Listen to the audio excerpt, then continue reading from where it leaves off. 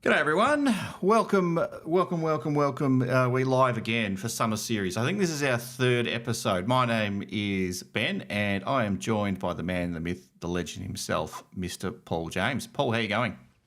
I'm all right. How are you? Good, mate. You don't look too sunburned. I did hear that you've been going up and down water slides all afternoon or all day today. Yeah, took the kids to Funfield today. We were there from when they opened at 10 a.m. all the way through to about 4:30. I am completely and utterly cooked. I didn't mean sun cooked when I sent you that message. Oh, okay. I made sure I was lathering up pretty regularly. I'll start working next week at my new job. Yep. We'll have staff photo day probably in the first couple of days, and I did not want my first staff photo at the new job to be me peeling and looking like a tomato. So I was pretty on it when it came to the sunscreen today, more than usual. Nice. But I'm knackered, completely knackered. But you've overparented, but that's good. No, it's good that you're a good parent, mate. I just worked. To be fair, the in-laws bought the passes for the kids for Christmas, so today we just took them. Beautiful. That's good. That's good. How far is it from? What's the trip? Like half an hour drive or? Whittlesea is about 50 minutes. 50 minutes away. Okay, it's not too bad. Yep.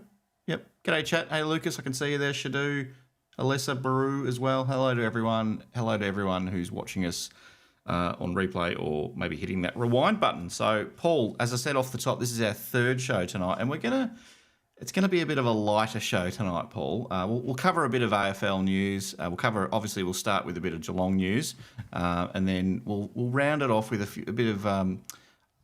few questions or a few most exciting or biggest kind of themes. So I want the chat to engage with this as well. So if you're out there listening at the moment and you want to jump in, please do so. Paul, I don't know if you know how to do this, Paul. Can you create polls at your end? I'm not sure if you can. I could jump into the back end and then start creating polls if need be. See how you go. Because there might be a couple of a look in the meantime. Yeah, there might be a couple of ones on here that you might want to create a poll for if we can. I haven't actually discussed it with you previously, but anyway. So the other thing I can see it. I've got control of it now. Beautiful. You're a legend. So we are, for those that, we don't think we've really talked about it, Paul, but we made a decision, or maybe I made a decision, to not spend $700 on StreamYard. And if you watch Paul's show all throughout last year, he cracks the shits almost every week because StreamYard's not working for some reason or another during his show. So we're like, let's save the $700 and let's try and make this happen on a different streaming platform. It's a free one called OBS. It can do a lot more than what StreamYard can do, but it might just take us a few weeks to get the hang of it. So if Paul looks you look a little bit grainy at the moment, but look, to be fair, OBS is an amazing platform. That's just a tool, though. We've still got to then create a little call to hook the two of us up and go from there. So we'll work on some of our platforms and that sort of thing, because I am looking at myself in the stream. And I look very grainy relative to you. But on my screen, it's the reverse. So it's all down to the online platform we're using for the call. We'll work out whether this is something we stick with or whatever options we use in the future. We'll kind of continue to explore those. But it does bring the two of us together, and we get to talk footy. Beautiful. And if you're like me, I listen to a lot of my YouTube stuff, so I just do the audio. I don't always have to look at it, but maybe I deliberately did this, Paul. My image is a lot clearer. I've deliberately screwed you here. I've made yours grainy so that's the way it's just got to be, mate. So sorry about it. Everyone who's watching this live will get to potentially jump in with me live immediately afterwards with one of our game night streams. So exactly. Which I'm sure Darren, who's just joined the chat, absolutely loves. Pivotonian just loves your game stuff, so doesn't miss any of those ones. All right. Just want to keep chatting, talk footy, talk games at the same time. Apparently, my audio's echoey as well. Crap. All right. Hopefully, it's not too bad.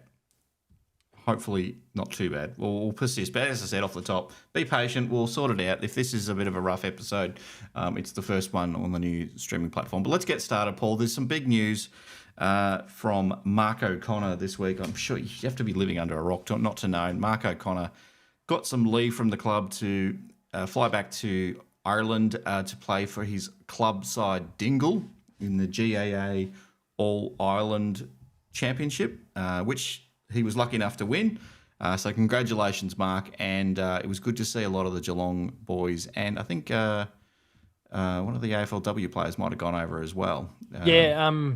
Aisling went over as well. Aisling Maloney, But yeah, you also had Danger, Jack Henry, and Mark Woodsarves that popped over as well. So real testament, I think, to the. I mean, obviously, congratulations to Mark O'Connor. But one of the things that was kind of bubbling away in my head afterwards, and I kind of messaged you going, "Oh, do I do a video? Do we?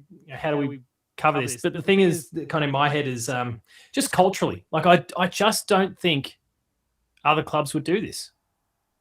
No. Let alone then send 3 other players, one of which is your captain, over to go watch as well. Like, I just don't think.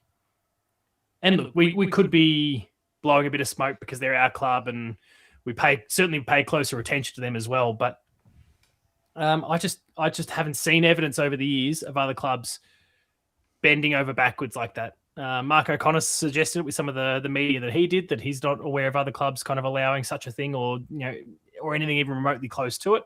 And then he's just so thankful that Geelong ended up being the club that picked him, because they've then given him this opportunity in the future.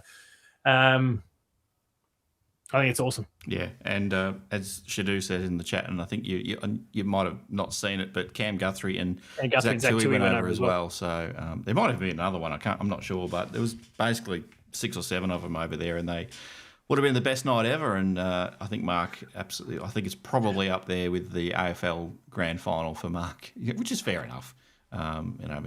Dingle's never won it, so it's good for him, and it was good to see all the photos and just some of the interviews after the game. That was terrific.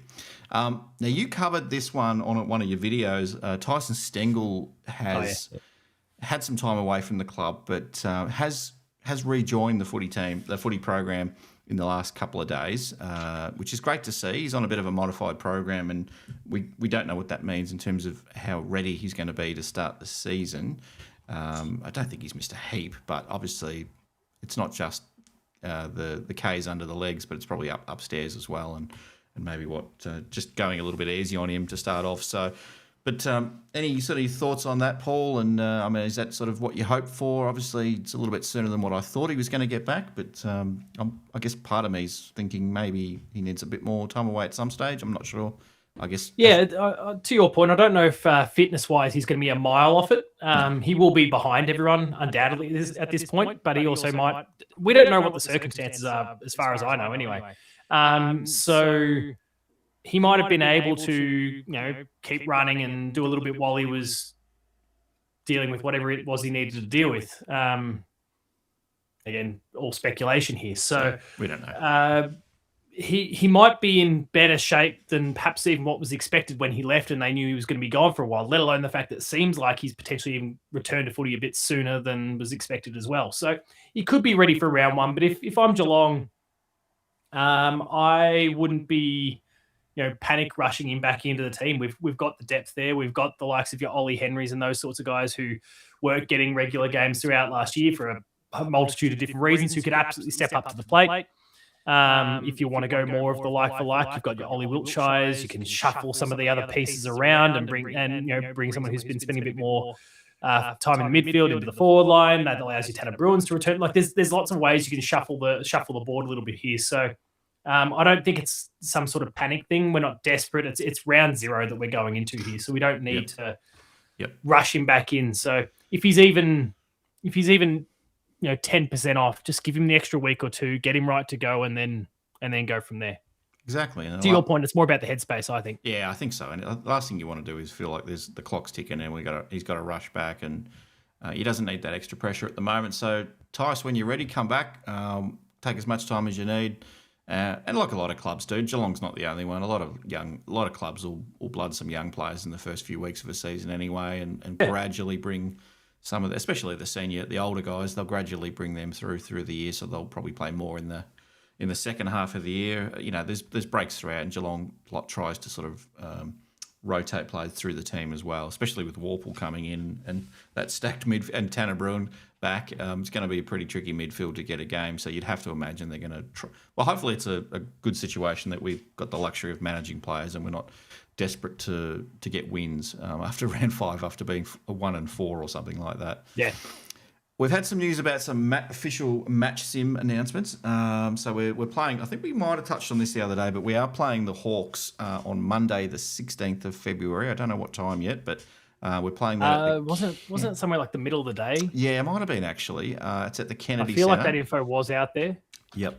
I think, Paul, and I could be wrong, that all the match sims across the comp are being covered by KO/Foxtel. So 3:15. There you go. There you go. Monday, Feb 16 at the Kennedy Community Centre. Yep. 3:15, and it's 4 because there are different games running different times, which is all very strange, but whatever, it is what it is. They're 4 30-minute quarters with no time on. Yep.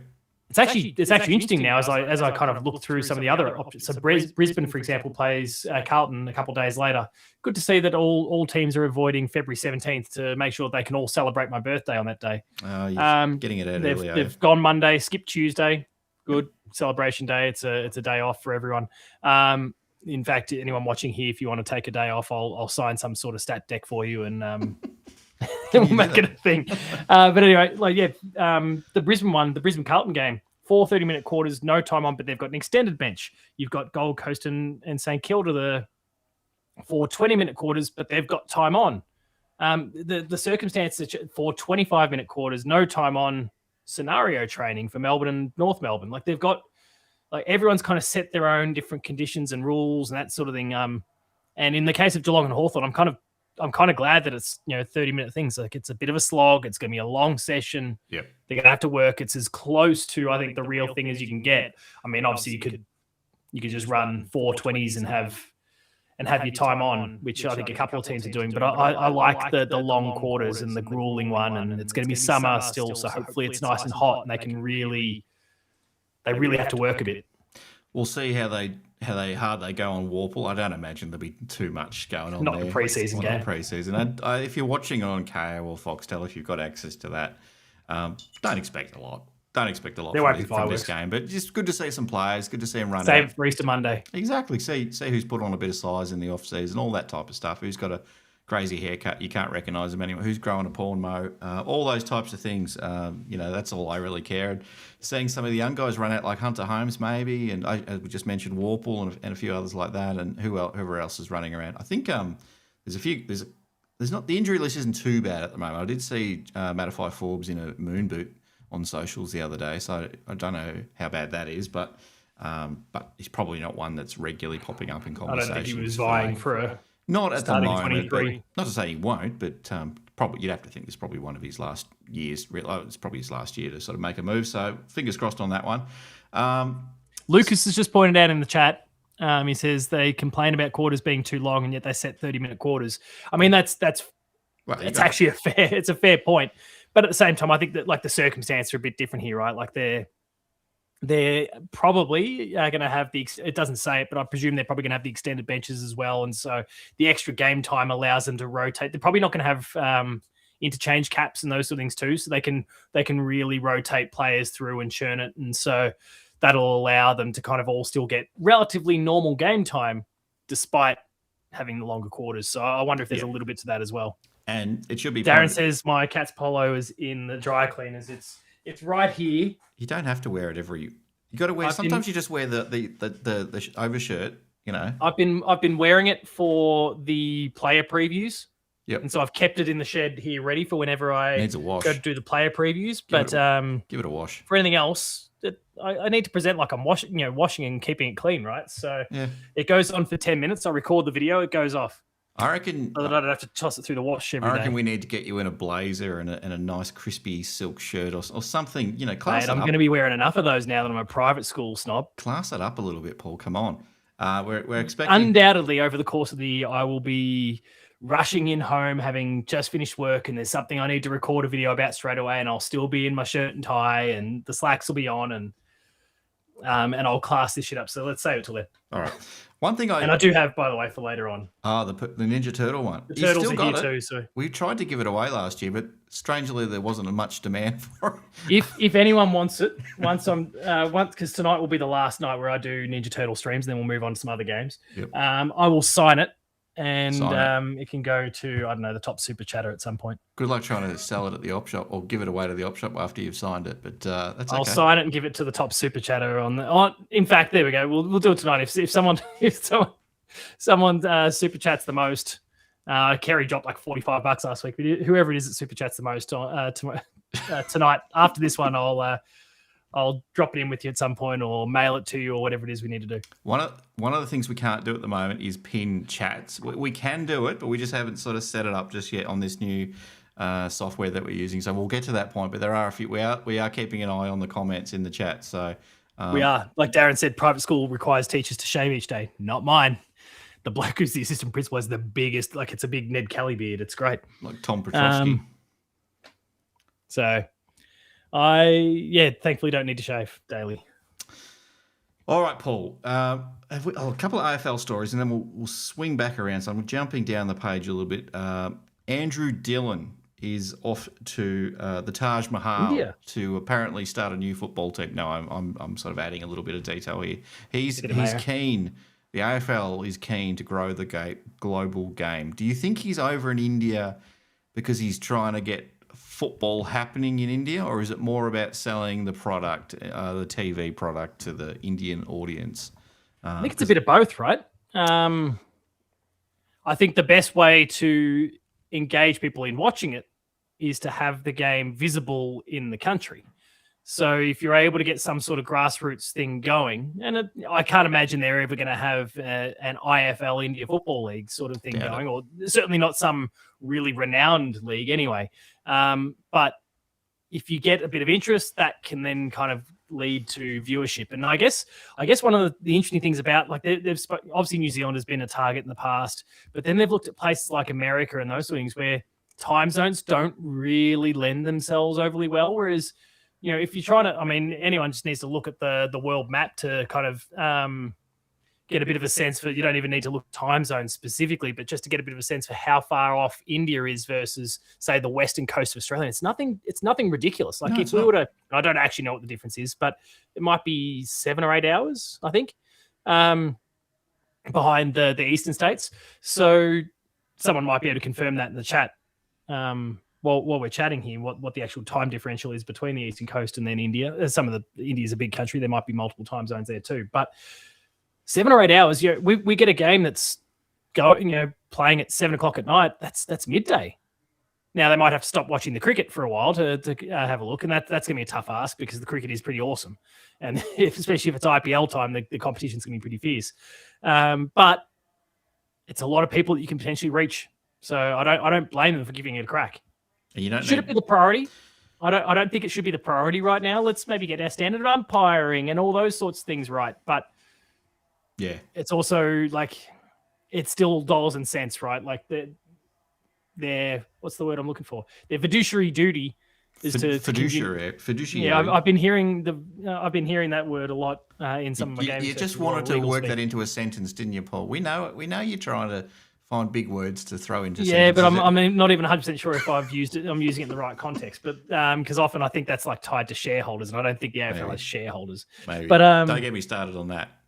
With all this bloody talk of Greenland and not really my investments are going down. Let's not wade into Trump and Greenland. But no, let's not make it political. But it is I think it is their responsibility to find ways to grow the game and to bring more money into the game. We know that obviously the players are going to continue to demand more money through future negotiations and all those sorts of things. So if they can get more money coming in the door, they can make sure that they pay. Like, it all feeds itself. So I don't blame them for doing it, but I do think there's other bigger priorities right now. Darren in the chat. Lucas says 6 hours difference. Darren in the chat. Carlton have a massive Russian supporter base. Everyone is rushing to get out of there. Yep. And I don't imagine that changing this year as well. Now, Paul, a couple of injuries, sadly. Well, not for Geelong so much, but across the league, a couple of big injuries. Oh, no, Will Day. Oh, no, Paul Will Day. I'm so sad. I haven't got over that yet. Paul Will Day, he's missing half the season. Is he ever going to play again? Who bloody well knows. But Dan Curtin from Adelaide. Adelaide's been doing their best to start another Royal Rumble training, and unfortunately that's cost him the start of the year as well. And I think it was the skipper that got him, wasn't it? Possibly, yep. I'm pretty sure it was good leadership. Yep. And there's always a couple of ACL injuries, and unfortunately, poor Carlton have been struck down again. Jesse Motlop and Jackson Archer, the son of Glenn Archer, he's done an ACL as well. Oh, has he? I missed that one. North Melbourne, yeah. So that happened the other day, and a couple of soft tissue injuries for Collingwood. The granddad's army at Collingwood. they're struggling. They're going to fall off a cliff at round 6 this year, I reckon. Well, I hope so anyway. I think Collingwood I don't think there'll be too many people complaining if that occurs. No. They've had their time. Go away again. Just, there's only room for so many teams in the top 4, and we've got one of them. So you just got to make room for some others. Paul, do you like your AFL documentaries? Because there's a couple of new docos coming out. One of them I'm not particularly excited about. That'll be Brisbane's one, I presume. Yes, it's a new doco called Final Siren inside the AFL, and there's 4 clubs in focus, and it's Brisbane, the Bulldogs, Suns, and the Dockers. And the other 3, I'm keen to sort of follow along, especially the first year that the Suns made the finals. That should be interesting. But the Brisbane one can get in the bin, I'm telling you now. The Brisbane one can... Yeah, there might be the final 10 minutes of it when it starts to hone in on grand final week that we can probably just end the stream right there. But but otherwise, that'll be interesting. I actually wasn't aware of it. Is this one of those ones, because I know there's a few different docos that have been kind of bubbling along. Is this one of those ones that's going to Amazon? This one, I believe, is going to Prime. So from late Feb, it'll be available late Feb. Amazon Prime, yeah. Yep, and it's from... There's a few petrol heads I know that sort of follow us.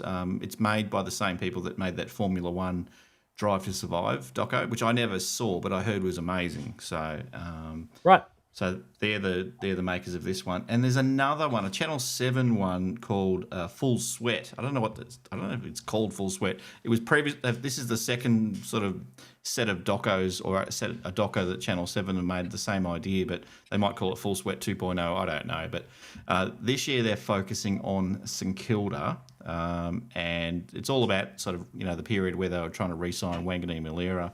And the trade period. That'll be interesting. I don't know if they'll touch on the Stephen Silvani stuff in the courts and all that. Probably won't go there. Bit too recent, I think. Probably a little bit too recent, but so there's a few interesting things there to get us through before footy starts. Should do. Full Sweat sounds like a porno name. That's a fair call, actually. That's Paul's OnlyFans name, isn't it, Paul? Don't you go by Full Sweat? Is that your? Yeah. You don't want to say the name of that brand too often. In the same way that I got pinged, you thought I was going to get pinged for the grape word last week. The OF one gets pinged from time to time too, I've learnt. Well, you definitely can't say the big, the C word, not the C-bomb. Not C-bomb. Well, the 2020 version the Emily of the C-bomb, where everyone got locked indoors for a little while. You can't say that one because YouTube's onto that one really quick. But anyway, all right. So yes, a couple of docos on the way.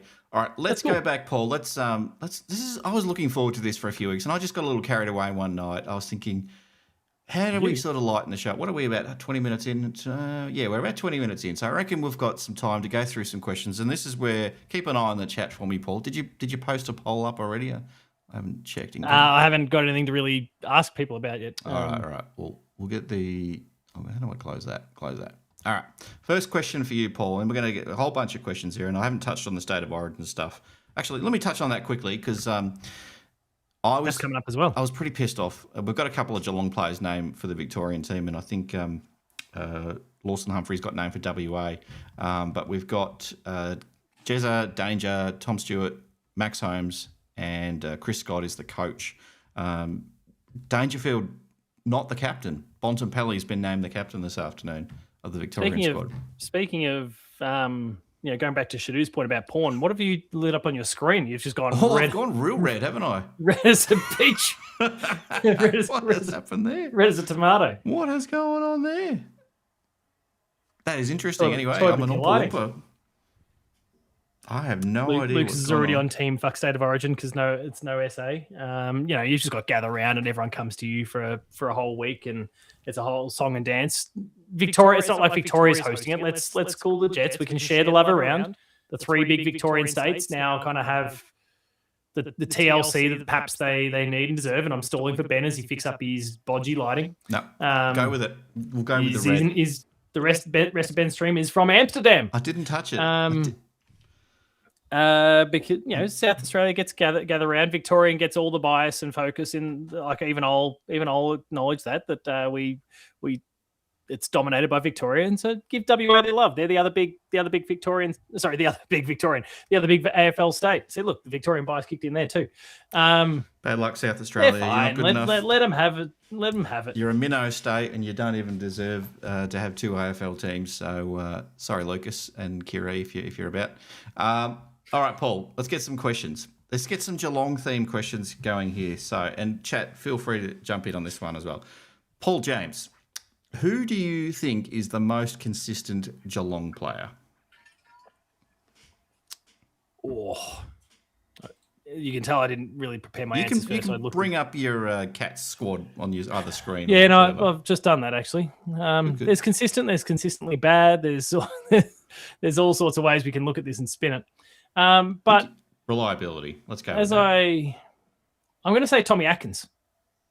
Okay. Because you know what you're going to get. He may not necessarily, get 20 plus disposals in any given game, but you're going to get the effort. You know he's going to be, have his nose to the grinder for the entirety of the match. He will throw his body at every contest. For me, I think it's Tommy Atkins.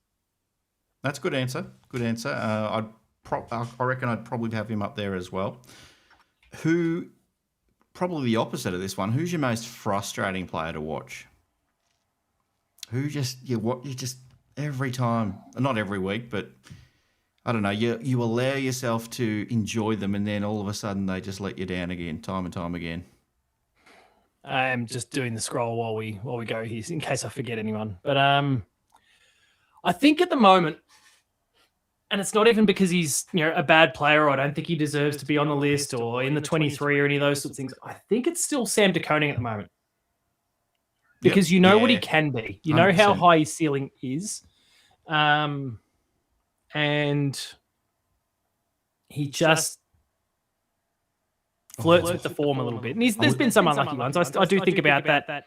Was it 2024 or 2023? Yeah, 2023, I think, was the real down year for him, where he got that facial fracture, and there was multiple injuries throughout the year, and he didn't get a good run at it, and you could tell he was kind of off the boil and undercooked when he returned. But it's the whole head dropping thing. It's that body language thing that we've spoken a lot about over the years. It's a combination of a few different things. I think he's a brilliant player. I think he's going to be fantastic for the Cats for hopefully another 10 plus years. But Lucas just popped in saying should have traded him for Marshall. He'll die on that hill. But yeah, I think for me it's at pre 2026. I think it's still Sam De Koning, but I think we are on the right path. I think we're on the way out of that, but yeah, I think that's where I'm at with him right now. I was about to agree with you on Sam De Koning, and then Lucas chimes in with Jeremy Cameron, and which I feel is harsh because he kicked 88 goals, but sometimes he just doesn't look like he even wants to be there. And I think, oh my mate, come on. One week you're kicking 10 goals, the next minute you're just running up and down the wing, like don't even want to go near the ball. But and Gary, I think Gary's nominated Brad Close, which I don't know about that one. I don't know if I agree with that one, Gary, but I can see where you're driving at with Close. Sometimes he just the way he doesn't get enough of it, and you just want him to get those 3 or 4 more touches every week because he's so impactful when he gets it. Paul, most exciting player for the Cats. Who gets those little arms on your ears, those hairs on your arms, hairs on your arms tingling? Who makes your face red on camera? I'm stage with these things, so it might actually be arms on my hair. But anyway, I mean, as soon as he gets ball in hand, I get excited every time I see Max Holmes with it. And obviously we can think, and I spoke about it in his player preview, which I've lost track of what date it is now. I don't know if it's live yet. His player preview will be out the next day or so, I guess. But yeah, tomorrow, I think. From time to time. But when he gets ball in hand, and this bloke's about to try and run 15 and then launch at 50. And that's exciting because it kind of cracks the game open. Doesn't always work, but it is exciting to watch. Another one, I guess, in that manner is actually also Sean Manor. Mate, I was just going to say Sean Manor, and I've agreed with you on both of these. You keep stealing my thunder, but yeah, Sean Manor, 100%. Sorry, keep going. With an original idea, mate. No, I thought I'm going to be a little bit different. I'm going to nominate someone else, and then you've jumped in with I didn't ask you to nominate 2, but you've gone with the second one, which is totally fine. But Sean Manor is electric when he gets going. And a lot of people are saying he's going to become one of the AFL elite this year, which I don't know if I agree with, but I have heard people saying that. Sorry, are they saying that about Shawnee Manor? Shawnee Manor, yeah. They reckon third year in, he's ready to pop. I mean, I hope so. The best young player in the competition from 2025. Yep. Who's the most? Ollie Dempsey's another. Gary's just shouted out Ollie Dempsey and Darren as well. Oh, Ollie for sure. Oh, and Luke. And Shadoo's said Dempsey as well. Like there's a few people shouting it, and that's also another great one. Yep. I think the thing for me with Ollie Dempsey is I'd like to see what he can do around the whole ground. I feel like he really shows what he can do when he's running his lanes down the wing there and getting deep into the goal square. I'd love to see a little bit of that flash and flare pop up. And I think it's just part of his development still as he continues to develop his body that he can start to push in other parts of the ground as well. But when he gets to that point, I would absolutely go with someone like Ollie Dempsey. Right now, I love the flashes that we see from him and the brilliance that he brings. But as that body continues to develop and that unlocks other parts of the ground he can go and explore, that's what I think we can really see an explosion from him. I think the ceiling is like he hasn't tapped the ceiling yet. You should have seen the photos of Ollie just flexing the guns on the other day. The club put out a couple of photos, and I did see one. Yeah, he's been working on the biceps. You got to work on leg day too, Ollie. But don't forget leg day. Now I absolutely know who you're going to say here, and I expect the chat to say the same thing. Most inspiring Geelong player. Most inspiring. And I've got an obvious answer. Who would you go to war with? Oh, I mean, okay, yeah, sorry. If we're going, it's going back to Tommy Atkins then, right? Oh, okay, Tommy. No, you got it wrong. You're wrong. I need a little wrong button. I'm wrong. I need a wrong button. No, I mean, if I'm going to go to war with any one player, it's the bloke who I know is going to stand next to me and not bow to anyone. So, I mean, you could also make an argument, I think, for Tommy Stewart, if he's another name. Did you not watch the prelim? Did you not watch Patrick? I mean, danger, but like, Come on. At that point, like, he then proved the following week, and admittedly, a lot of people were down the following week, but he proved the following week that at this point in his career, there's a bit of that inconsistency. And if I'm going to war with someone, and I know we're using the phrase here, but if I'm going to war with someone, I want to know that this person next to me is going to be able to hold up day after day after day, or game after game after game. So. For me, I mean, I can appreciate danger, and when he's on, there's no stopping him, and there's probably no more inspiring guy on the ground. But when you want to factor in consistency as well, that's where I then go, okay, now I'm starting to shift my focus to Atkins and Stewart. Okay, well, it seems like the chat for the most part does agree with you. Lucas is clearly on my side. Thank you, Lucas. The check is in the mail. The player with the most potential at the club that has probably got the biggest upside. And we haven't hit that potential yet? Yeah, I mean, they can either have played, they could be in the team already, they might have played a game or two, or they maybe have never played a game, but you're real big on them. I mean, look, I went to war for him a lot throughout the first half of last year when a lot of people were coming for him. Who's he I don't know if he's got the most potential though, so I don't know if I'm just letting my Ollie Henry bias slip in again. Oh, the Ollie Henry. No, I thought you'd say Mitch Nevitt. I thought you'd go Mitch Nevitt. No, I don't think like for as fantastic as I think he can be, and I really want him to thrive. And again, my player preview will go up for him in a few days as well. But I just think he's been kind of done a little bit dirty when he's had his opportunities. He played 7 games last year, but I think 3 or 4 of them he had the sub jacket on, either put on or started with it on. Yep. And that doesn't help the bloke. And Lucas has dropped his name in the chat as well. But no, I think I'm going to go with Ollie Henry because I think the ceiling is still really, really high, and he just hasn't come close to tapping on it yet. And he's just got to explore some other elements of his game to kind of extend himself in other parts of his game to really go that next step. I'm going to say our boy George Stevens. George Stevens is going to be the big fella. He's going to become one of the best mids in the game within 3 or 4 years. That's my pick. I'm probably on my own there with that one, but we love Georgie. We love Georgie. Toby Conway. I've seen Toby Conway in there as well.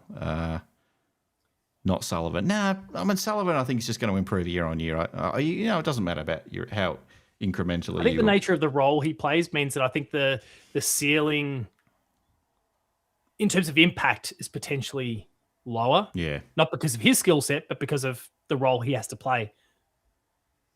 Most valuable player. So let's say this player does an ACL round 1 and we don't have him for the rest of the year, and who we're going to miss the most? Jeremy Cameron. Yep. I think that's an easy one. You can't miss a bloke who, you can't have a bloke who kicks 88.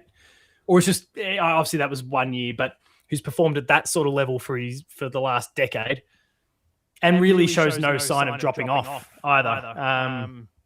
Can't have a bloke at that level be absent for the time in the season when the whips are cracking and not expect to pay a significant price for it. So for me, it's Jeremy Cameron.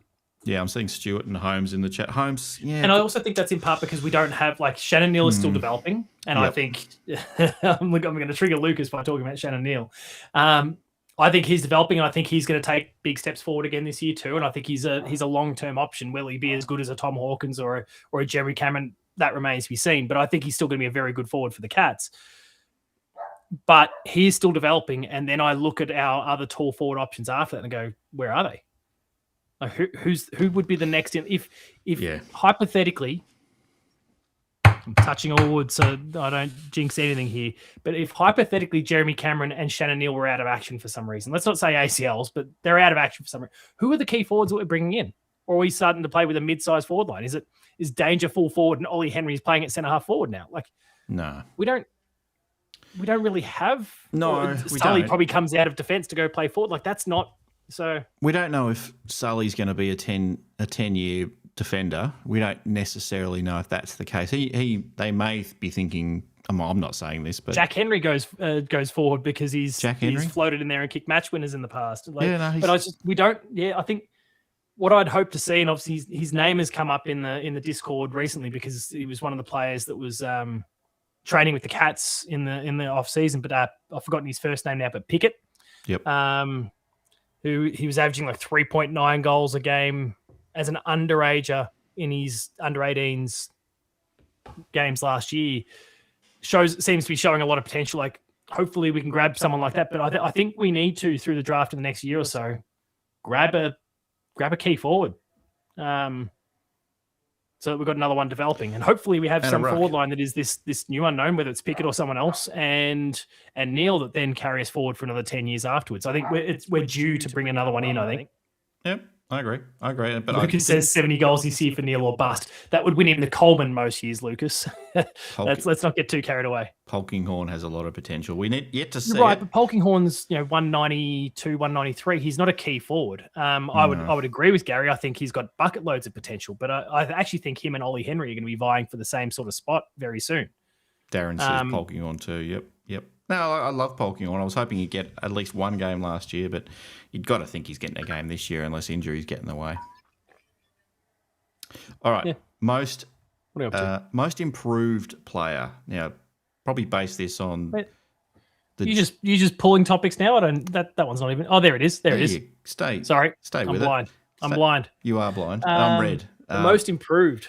So, as in, who do I think is going to be the most improved at the end of this year? I think. Yeah, go with that. I was going to say from last year to the year before to last year, but no, go with that.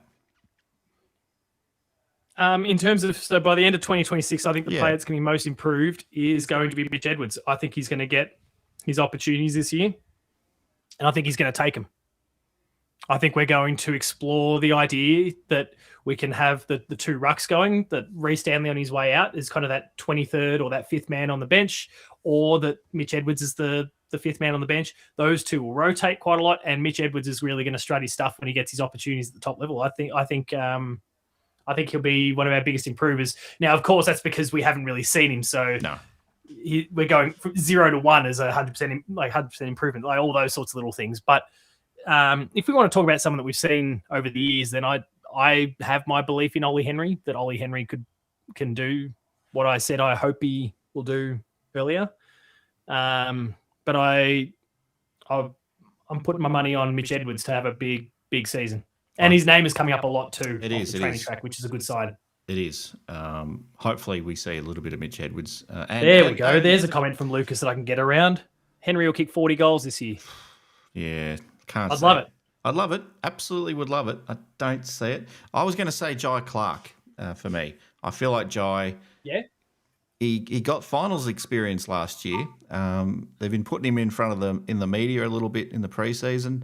I feel like it's probably time for Jai Clark to show us why we picked him with our first selection a few years back. So Jai, the heat's on you, mate. I want to see a big improvement this year. I said... I was just on that one. I said it in a few videos over the course of last year that I feel like the only obstacle for him... I mean, look, there's probably two. I think he was still a little bit overwhelmed by the size and scope of games and the intensity and speed of it. But I feel like that started to die off a little bit for him through the finals. He didn't put it by any means a blinder, especially grand final day, but no one really did, outside for about half a dozen blokes. He, I think, has started to overcome that obstacle. But I think the other big one, the one that I cited most of the time, was just his size. It felt like he still needed to, and I don't mean height, though I'm sure that that's kind of part of it as well. I just think he's at 181, he was still a little bit on the slight side. I'm hoping, and you've popped down to the track, and I think you're planning on popping down to the track again sometime soon. Yep. I'd like to get a bit of a sense for does he look a lot stronger? Does he look like he can keep his body over the ball and win in the contest? Because he wants to play that way. He wants to, and obviously all the comparisons were made between him and Joel Selwood when we drafted him. He wants to play that game. He wants to go head down, bum up, straight through a contest, but it was too easily knocked off the ball because he just didn't have the physical strength. And at 181, he's not going to have the physical size, so he really needs to develop that strength. It's something that George Stevens, when we talk about another player who's been vying for positions with him, that he's got more naturally. He's a bigger framed body. Jai's going to need to, get a lot stronger, I think, to be able to play the role that he wants to play, and I think the club wants him to play. So if he does, that'd be awesome. There's a difference between size and strength. So if you look at him on the track, he may not look a lot bigger, and my impressions are that he's probably not significantly changed his body shape overnight. But that doesn't mean, you don't want to get too big when you're supposed to be sort of running through the midfield. You don't want to be slowing down. If anything, George Stevens is one that probably wants to lose a bit of weight while maintaining his strength if he can. Well, I think that was all the feedback he got off the back of his draft year. I still remember talking to, I'm probably showing my hand a bit here because people know who I'm talking about, but I was talking to a certain recruiter from another club, a certain list manager from another club. And he made it abundantly clear, like after we picked George Stevens, he was like, wasn't going to go anywhere near him. He goes, I'm 20 years older than him, and I could run rings around this kid.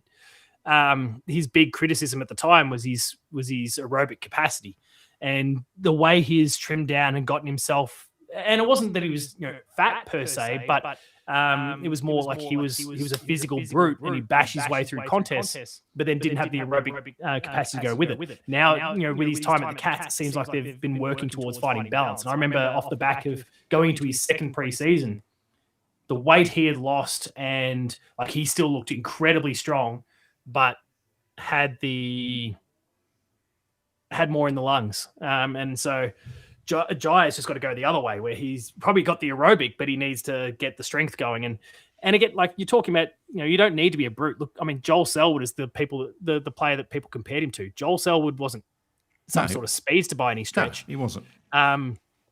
And he wouldn't have been the one that was bench pressing the most or any of those sort of things, but he would bash his way through. It was a combination of the physical strength and the force of will. And Danger probably best exemplifies that because he has both. He has that enormous size, and it's just unwavering aggression towards the ball that he just wills himself through everything. You said the thing that I love about Danger, when you go back to your inspiring thing before, that ball hits the deck, and then he just dives on it. And then you go, oh shit, he's going to get pinged here. But then he just stands up with blokes trying to hang off him, and then he shovels the ball out. Like it's that combination of strength and it's just force of will. I guess I'll go back to what I said before. Danger. And I think Jai's got components of all these things. He just now needs to get the mass there to put it all together. And Dangerfield would definitely run into a brick wall if that was part of the game. Thankfully, it's not, but he's absolutely crazy sometimes, some of the stuff he does. Good. Hopefully, Jai does find... I'm not saying he's going to be... I did say he'd be most improved, but I think Darren's given you a little clip here with the tanning machine. Oh, no, sorry, Darren. It's like not the tanning me. machine has been working full time at Hoops HQ. Doing my best, Donald Trump. I was in the makeup room out the back a bit earlier. I'm actually suggesting he's just made a trip to Amsterdam with that little bit of reddy pink hint of light that's beamed across him now. I love gold. Most underrated player. Surely it's Brad Close. Come on. The AFL doesn't rate him. Come on, AFL fans. I mean, our own community is we now. To be fair, Ben, you stopped calling it the Brad Close Award when we were doing the vote or whatever we were calling it. Didn't I? So I think you've dropped off him a little bit as well. I did. I think the player that is most underrated on our list is my mate Grime Myers. I think he still continues to get overlooked in terms of just the level of impact. And I'm going to talk about in our circles. No. In our Geelong supporting circles, I think he is very well respected and loved for what he does. But the creativity, I think people just take for granted the goal and score assists or score involvements. I think it's Grime. I don't and agree. he just continues to add strings to the bow with each season. You know, he spent more time in the midfield this year. He just continues to add elements to his game.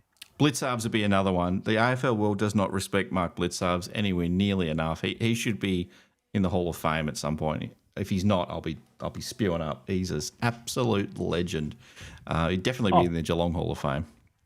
I've only just seen it recently. Brendan's popped into the chat. Good to. I think it's the first time that I've seen you in anything all year, Brendan. So good to see you too, mate. I'm sure he's still having a crack at you about your colouring right now, but I know I can't do much about it. Brendan, we are tracking. Hello, Bianca, if you're watching as well. We are tracking all your stuff on the socials throughout the off season as well. And Paul, we did say that we'd try to get along to a Bianca and Declan game at some point this year, so we'll try to make that happen. I know you've been busy working on creating your sign with the paper mache and all that sort and the sparkling and stuff. I don't have that creative flair. So. No. Work on it. All right. Brendan wants to make one, I'll hold it then. Yeah, definitely. We'll hold it up for sure. All right, I'm going to jump ahead a little bit here, Paul. All right. Oh, here we go. Most likely, I'm going to jump to 23 on our list, and then we'll start. Oh, okay. Not too far ahead. Most likely to make an AFL debut this year. Mitch Edwards. Because I just think we have to. We have to get the rucks on the ground. And if his body is right to go, we have to get these young rucks. We didn't get Rowan Marshall like we'd hoped. We need to get these young rucks going and give them every opportunity to excel at the level. I think it's... Yep, I'm going to agree with you on that. He may not be first, but he has to. Who's got the lowest football IQ at the club? I feel like this is a mean one, but who's got the lowest footy IQ? The lowest footy IQ, I think this will be a controversial one. Yeah. I think it's Paddy Dangerfield. Yeah, and he's proved it since spending far greater time in the forward line. He doesn't adhere to structures. He continues to take out his opponents. He broke Jeremy Cameron's arm. He on numerous occasions before that day he could have injured many of his teammates. Yep. He has no idea what he's doing. But going back to the force of will thing, that's why he's excelled for as long as he has. But I actually don't think he has any idea. I was going to say Ollie Henry because he hasn't learned. Like, mate, you can't take mark of the year every bloody time. Sometimes you just go. No. You keep flying for those. That's fine. No, I'm sick of it. I'm over it. That's why you're out of the side. Keep in mind, Ollie Dempsey does the same thing, and he's dropped most of them. Yeah, a few stick, but he's dropped most of them. Ollie Dempsey and Ollie Henry are not that different when it comes to their willingness to fly for the ball. But Ollie Dempsey has got more strings to his bow currently, and so that's why he stands out. And we kind of overlook some of those. Oh, to be fair, they look good when he doesn't mark them. Ollie Henry, when he gets them wrong, it tends to be that he's gone too soon, and so he's pushed a player out, and so it becomes a free kick against. But no, I've got no problem with the marking. I think if we're criticizing Ollie Henry and his game IQ, it's probably around those defensive elements, I would say. Okay. I'm jumping ahead again. number 29 for you, Paul, if you're following along. Yep. Most intense game face. So who? Tom Stewart. Tom Stewart. Yeah, Mrs. Hoop said that when I was running these questions past her the other night. She said Tom Stewart. But then when he cracks, like when he took that amazing mark back at GMHBA, I don't know, was it 5 years ago now? The commentary was all around the Cheshire Cat because he just sprung up into it. When it breaks, he's the happiest bloke on the ground, and it's so like he can't once he cracks, he can't regain it, he can't pull it back. But Tom Stewart, when he's on and the aggression's there and he's ready to go, Tom Stewart's the one with the face for me. Yeah, Axe is up there. Axe is definitely up there. Sam de Koning is not up there. He looks like he's asleep sometimes. Definitely not up there. Max Holmes probably another one that never looks that intense, I don't reckon. He always looks like he's having a bit too much fun. Who was that? Sorry, Max Holmes. Yeah, Max Holmes doesn't. I don't reckon. Bailey Smith. I might throw a vote in for Bailey Smith. When Bailey's charged up, he's very intense. So you got to give him some love there. What are they saying in the chat? Tom Atkins. Yeah, Tom's getting a lot of nods. They're still talking about the IQ. Oh, the IQ was a big one. Okay. Darren says the lowest IQ are the knitters in the Brownlow stand. Leave them alone, Darren. Come on. Just because they're not out there having a beer in the social club, they love their knitting, Darren. It's fine. Nothing wrong with a knit here and there. Baz has an angry finger. He does, especially the middle one. All right. Most interesting player off the field. Oh, it's Baz. It's Bailey Smith. You can't. It's not Tom Atkins, this one, because Tom's very, very quiet on the socials, which I love. Or on anything. Is he even on socials? I don't even know. He's probably got some secret account. Oh, he might, just to keep a bit of an eye out on a few things. But he certainly doesn't have like some sort of public-facing thing, as far as I know. It's Shadoo. Tom Atkins is Shadoo. G'day, Tom. Welcome. No, definitely not. But yeah, I think it's Bailey Smith easily. It's when you say interesting. I don't necessarily like all that he puts out there, but there's never a dull moment. It's interesting. Definitely Baz not. Watch is interesting. Jeremy Cameron is a very, very good vote, Gary. That's a tough one. His off-season content and off-field content is very interesting as well. So life on the farm and kicking goals from all sorts of weird spots that is a good second place. Danger's a lot of fun too. Yes, I was watching. It was clearly some sponsored thing that he did for Still. I saw it today. I don't know how recently he actually posted it, where he was talking about it was a sponsored thing for different power tools and stuff for the garden. And it was just entertaining the way he did that. Like there's lots of them doing some really great stuff. It's a far cry from Joel Selwood with his little plane back in the day. Oh God, don't go there again. Don't go there again. All right, we get as we start to wind the shot, Paul. We're going to get some silly ones here, and we probably don't spend 5 minutes on each of them, but we'll get some silly ones in. The most likely to shave their head in 2026. Oh, I know Bailey's going to do it one day. He will do it one day. I'm sure of it.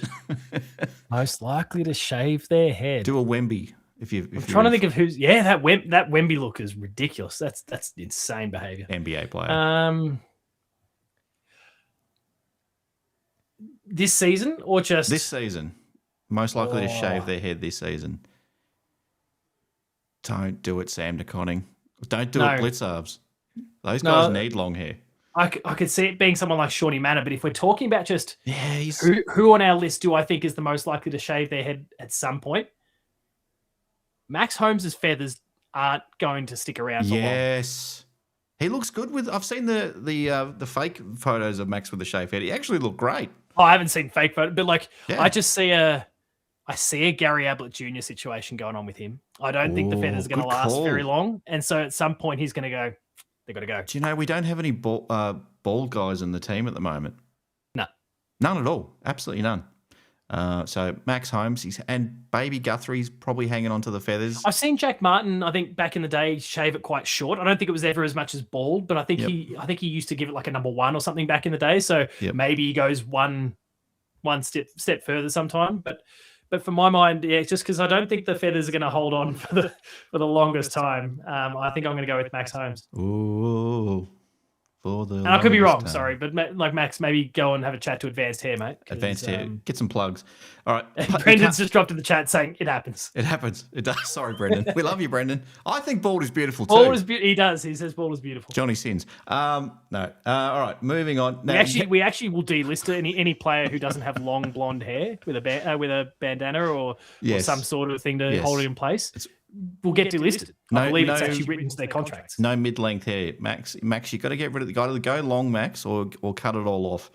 Now, Paul, for the next one, you can't nominate yourself. You definitely can't nominate yourself. But who is most likely to wear Teenage Mutant Ninja Turtle pajamas to bed? Yeah, I'm not going to be nominating myself. And I've got a really obvious one here for me, and I reckon he's the type of guy that would do something silly like this.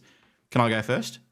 Go for it. I reckon Brian Myers would be that type of cat that would have his Ninja Turtle pajamas and would wear them to bed. He doesn't give a shit. He doesn't care what people think. He just goes his own way. I reckon Brian might be that guy for us that could do it. We should send him some in the off-season. He sent you a footy signed by Tom Hawkins. So he did. You should send him your and Ninja himself. Turtle and top. Himself. He might wear it on, so we might send it to him. Lots of love from Paul. Here's my Ninja Turtle shirt. Returning the favour 3 years on. Ollie Henry. Ninja Turtles pajamas to bed. I reckon... Oh, Guthrie. I had someone in mind and it's just blanked on me. Actually, no, I reckon to be Shannon Neal. Shannon Neal, possibly. He's a character. He likes to laugh and likes to do stupid things. He's a like, and I don't mean stupid in like a intellectually stupid way, like just dumb stuff for a bit of fun. There's no ego there. Shannon Neal, I reckon. Very good, very good. Who is most likely to be a secret fan of the Hoops crew? And I think we know one of the players who kind of did a double look at you in the racer last year at some point might be one. Oh yeah, but I won't go there. I won't out him. Who would be a closeted? I mean, Jed. Jed might, even though I don't know if he's always on socials. Always on. Doesn't need to be on socials. I don't think he lives on YouTube. Like, share, and subscribe, everyone. Hoops Crew YouTube. Jed, possibly. Tanner, I doubt it. I doubt Tanner would. We went into bat for that bloke. He better be subscribed. Yeah, hopefully he is. Well, as much as we possibly could. We just Lawson don't comment, everyone. Just look after yourselves. Lawson, possibly. He is studying a lot, though. He might not have time for a bit of YouTube, but maybe he falls asleep listening to Post-Game Live or drives home from the footy at the MCG after a 3-point win against the Pies and just puts Post-Game Live on. Maybe. All right. This is a good question for the chat. Come on. Who is most likely to win the wood chopping competition at the Geelong show from the Cats? Tommy Atkins. It's got to be the Axe. The Axe. It's got to be the Axe. But if it wasn't Tom, I'm going to... Sorry, Scotty Tompkins has popped in, I think. Who the hell is Jed? I know, he's a couple other comments. He said, who's Jed Buse? Jed Buse. Jed McEntee. If it's not Tom Atkins, I'm going to say a big sort of farmer-looking bloke is Toby Conway. I can just imagine he's a big guy, but I could see Toby Conway swinging the axe. Oh, see, if it's not Tommy Atkins, I'm going to say it's Reece Stanley. Yeah, Reece has got the big shoulders and the big back muscles. It could be Reece. And he works the farm release he claims to. Jed Buse. Jed Buse is built as a pole vaulter. He loves a bit of pole vaulting here, there, and everywhere. So, possibility. These are getting sillier and sillier as we go along as we finish the show. Who is most likely to last 10 seconds on a mechanical bull? I haven't ridden the mechanical bull before, so it feels like 10 seconds is not a long time. Chat, is 10 seconds a long time? It's a hell of a long time. 7 seconds is usually what they do in the rodeo and stuff. Really? Yep. Holy shit. Okay. Well, who's going to last the 10 seconds? So a long time. Who's going to go above average? You've got to have the right body type. Don't say Tom Atkins again. We've said Tom Atkins all night. It's someone. No, I was going to say it's someone with balance. So that rules out someone like Mark Blitzard, who's just all arms and legs and got no idea. I'm going to say Ollie Dempsey. Okay, I'm going to say Keaton Matafai. The way that he can sit on shoulders and just ride the pack. Yep. Who'd you say? Keaton Matafai Forbes. I'm going with that one. Yeah. Okay. Go with that. This is an easy one. Who is the most impressive in long sleeves? Reece Stanley. Close. No, that's probably a different question. Yeah, I think that's a different question. Who would look the worst in long sleeves? Jezza. I don't know. Yeah, he's got big string bean arms. Dangerfield in the long sleeves. Could we see that happen?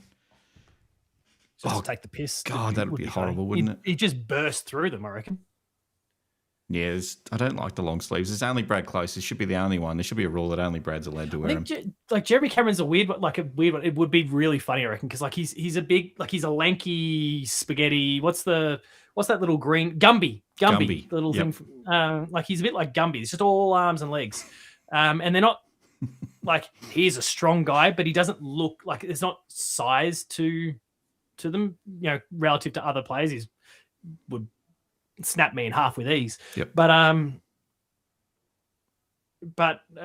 think he'd look very strange in the long sleeves. But maybe he did it when he was at GWS. He probably did, actually.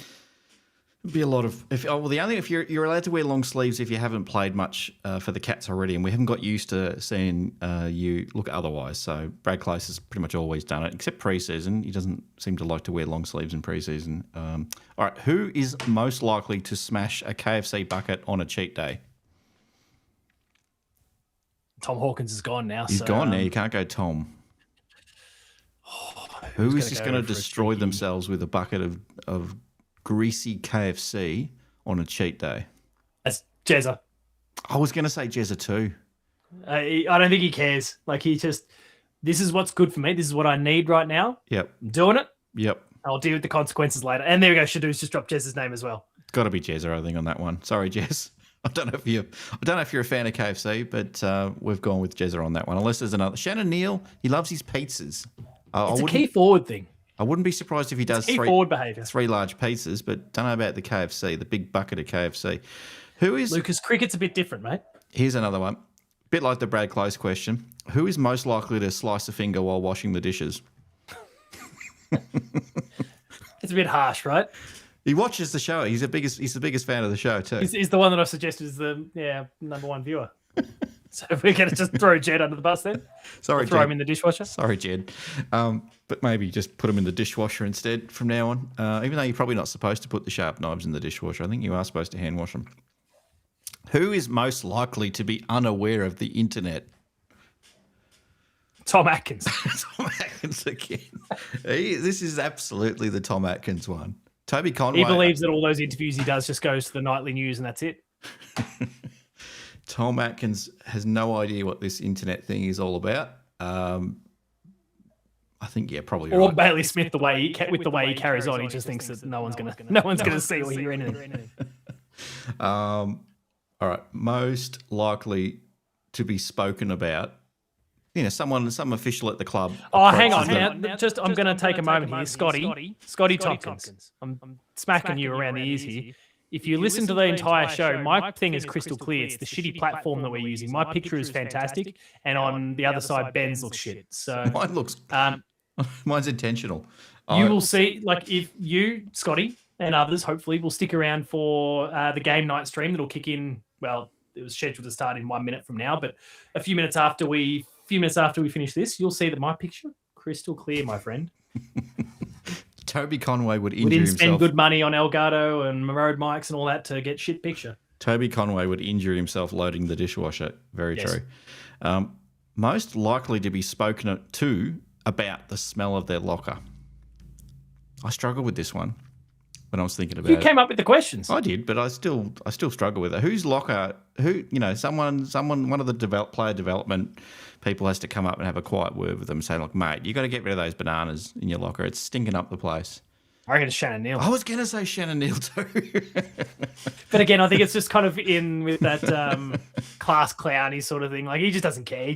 He's a free spirit. He just does his thing, goes about it his own way, and it means that his locker's a bit shit. Yep. Darren, if you're from the social club, next time Darren approaches you for a beer, just pretend like you don't see him and then serve someone else. I reckon that's what you got to do. All right. Gary, I know the audio's. Yeah, Ben, I don't think we can stick with Video Ninja going forward. This platform's not great for the non-host, I think. We'll sort it out shortly. Most likely to pull their car over and have a kick with a kid on a local footy oval. I feel like I keep going back to some of the same names, so I'm going to look a little bit outside of the box here. Jack Bowes. Yeah, it's a good one. I would have said Brad Close because he doesn't mind the kids. Yeah, I just think, and I think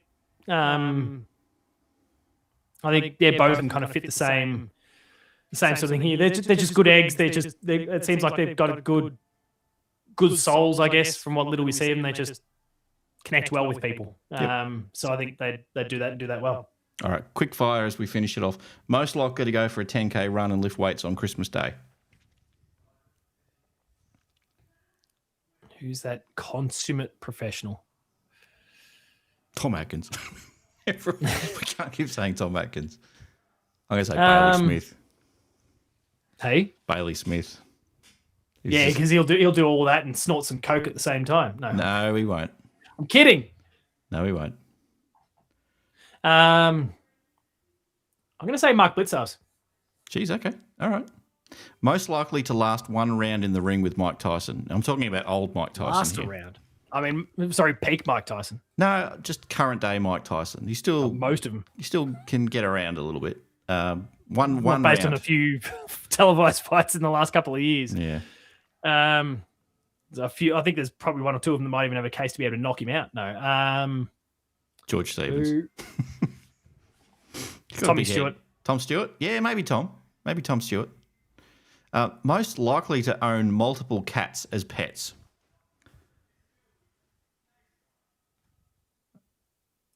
I'm saying Shannon Neal again. I was going to say Oisin Mullen. Oisin Mullen. Oh, you got to... Has a cat man feel about him. Yeah, okay. I can see that. But not the cat man. Rest in peace to your shed or whatever it was that unfortunately... All right, this is a very silly one, so I apologise in advance. Most likely to enjoy a Sunday night bubble bath with incense, candles, and a box of Haze chocolates. What were you on writing these things? I don't know. Not Axe, clearly. And I'm gonna read that one off the sheet again. So I got Sunday night bubble bath with incense, candles, and a box of Haze chocolate. You know what? I'm gonna go with Jezza because he just doesn't give a fuck. He'll go out there and he'll do the farming and he'll go and kick 8 goals and he'll talk a lot of shit and he'll put his premiership medallion around his cow's neck and then he'll go and have a bubble bath and smash the chocolate with it, have a bit of incense in the background. I reckon Jack Incense. Bowes. I reckon Jack Bowes would. I reckon have the rose petals as well. Jack Bowes. I think Jack Bowes would set it up for his partner. He just seems like the real romantic sort. Yeah, he does actually. SDK is getting a nod as well. Yeah. Def Danger. Don't know about Danger on that one, unless that's the previous question. Most likely to know the name of every employee at the club. Danger. I think, and it's kind of almost in his job description to get around and know people and know what's going on. Fair enough. But also like the way he carried himself as the AFLPA person, he's the consummate professional when it comes to all that stuff. Andrew Mackie would definitely love a spa with a glass of wine and some rose petals and all. I can definitely see Andrew Mackie in that situation. All right, last one. Let's make this the last one, Paul. And I've saved this for the end. And you've been dreading. I know you've been dreading this one. When you had a bit of a scan, who is the sexiest player, men's and women's? You can't we've got to nominate one from both, right? Don't be obvious and say Bailey Smith. No, if I look at the Cats men's list for starters and go, who's a good-looking rooster? Jimmy Bartell doesn't play there anymore, so I can't pick him. Jed Come on, Jed. What'd you say? Jed. No. Jed. Well, could be. Could be Jed. Do you know who it is for me? And he hasn't played a game yet. He hasn't played a single game. Lennox Hoffman, number 23. Yeah, he'd probably do all right. I reckon he'd go okay. I'm sure he probably goes pretty well for himself. Shout out to if he's got a partner, his partner's watching him, just so he's playing the field.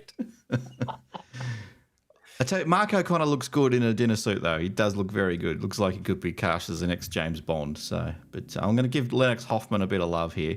All right, Paul. Again, I'll go back to the one who's got clearly a very happy partner and is well looked after with the incense baths and those sorts of things. Jack Bowes, a good-looking rooster. He is actually. Reece Stanley looks good in his farmer gear as well. So if that sort of does it for you, then Reece might be the one. All right, the AFLW side, Paul, at the risk of getting cancelled here. Yeah, like have you got like a dump button so that when I say the name, I'm not going to get in trouble with my wife? No, she already knows the answer. We'll clip this part. No, you fucking won't. No, we will not. Don't worry. This is at the end of the show when everyone. Yeah, but someone else might because you've gone and thrown me under the bus. Everyone's switched off. I think everyone already knows. You've already made jokes about it over the years that I'm a big AMAC fan. I knew you'd say AMAC. Yep. I'm gonna go Kate Kenny. There you go.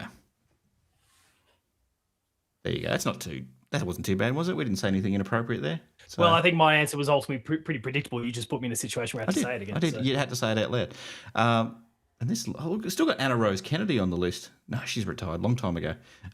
Anyway, Paul, that is the end of another episode of the Summer Series. I don't know if this was. I think this was.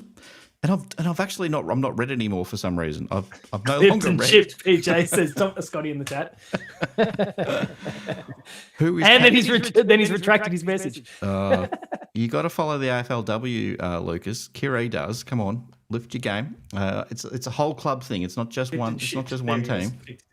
Anyway, this has been a good show, Paul. I've enjoyed this one. We'll straighten up a little bit. You're away next week, Paul. But I am away next week. When you get back in a couple of weeks, we'll straighten up and we'll start getting a bit serious about some footy talk, maybe some predictions or something along those lines, best 23s, that kind of stuff, as we get a little bit closer to the practice games and State of Origin and all that sort of stuff, which is around about your birthday time, Paul. So for those that didn't hear, Paul, they've taken the night off for my birthday. The 17th of February. Put it in your calendars and send him a super chat on his birthday. Yeah, I know we all love that. But it's been fun, Paul. It has been fun. State of Origin. And I'm looking forward to looking at the chat later on to see what some of the comments were. Unfortunately, I think we've got the live replay on the chat, so I'll see what people have said. I'm seeing. I am seeing now, and this is again the platform. We can't use this anymore. Clearly, Flash is saying, "How come Paul is streaming in 144p?" Shadu said, "12 pixel Paul." 12 pixel Paul. Everyone. Just to give, I was going to be doing the stream anyway, but we're going to finish this momentarily. And in 5 minutes from now, the game night stream is going to begin. And you will see I'm crystal clear. Yep. Audio's great. Video's great. Yep. It's all Ben's fault. It's all my fault. That's what happens. So this is why we practice, Paul, before the season proper. When we get post game live and a few other live things going on, we'll be ready to go by then, and everything will just be absolutely beautiful. So we won't have too many issues. I wouldn't have thought. All right, that'll do for us tonight, Paul. We don't actually have our outro screen, but we'll just, if you want to just take us out again, like you normally do, Paul, with your outro. You want me to do? Okay. Well, if you like this video, please make sure to like it down below. Gary always does a good job of making sure that he recommends everyone likes this video. If you're watching it and you enjoyed it, like it. Subscribe to the Hoops Crew on YouTube and share our content with your friends and family. Get the word out there about all of the stuff that myself, Ben, and the chaps are up to. If you want more of it, consider checking out our Patreon, patreon.com/thehoopscrew, where there's early access, extended, and exclusive content. And Ben, you can get it for the cost of a single cup of coffee per month. No slips. A cup of coffee? But I really made a deal there, and I nearly fell into it again, so that would have been great. But there's lots of awesome stuff there, so please go check it out. You find us on socials, Paul James Games myself. That's Twitter, Blue Sky, and Instagram. Ben operates the Hoops Crew socials. Yep. Does a great job. And am I doing the full sign-off here? Everyone, like I said, if you're watching this live, the game night stream, a follow-up of Teenage Mutant Ninja Turtles. Put it on. Starts in the next couple of minutes. Yep. So in full resolution. Full resolution, no picture concerns whatsoever. Yep. So come along. We'll continue to talk footy whilst I'm playing some Ninja Turtles video games. There's lots of other topics here that Ben and I didn't discuss tonight, and if you've got questions or a range of other footy things that we didn't get to tonight, ask them. We'll chat about them as we go. Anyway, definitely. Ben, anything you want to say? No, put the t-shirt on, get the gaming stream going, and I'll see you next week. I haven't got a second co-host yet, or a co-host, but we'll work that out through the week. Anyway, from Remain Geelong strong, everyone. Stay Geelong strong. We'll see you in the next one. Take care.